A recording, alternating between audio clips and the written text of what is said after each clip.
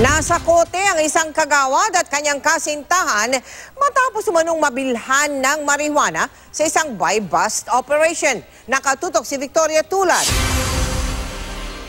Arestado ang 22 taong gulang na barangay kagawad na si Kevin Reyes alias Tresha at ang nobyo nitong si Jason Nuevo sa mismong bahay nito sa barangay San Agustin, Malabon kagabi.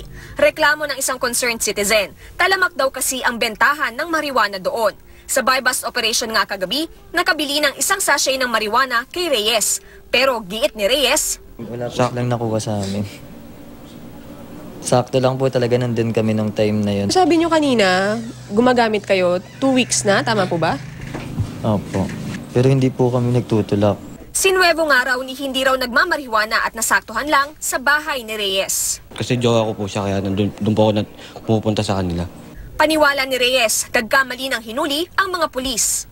Banjo po yung hinahanap nilang pangalan. Sino yung banjo? Hindi ko po alam. Pero positibo raw ang mga pulis na nagtutulak si Reyes, lalo't nakarecover pa ng 5 sachet ng hinihinalang marijuana sa kanyang bahay. Naharap ang dalawa sa kasong paglabag sa Comprehensive Dangerous Drugs Act of 2002. Victoria Tulad, nakatutok, 24 oras.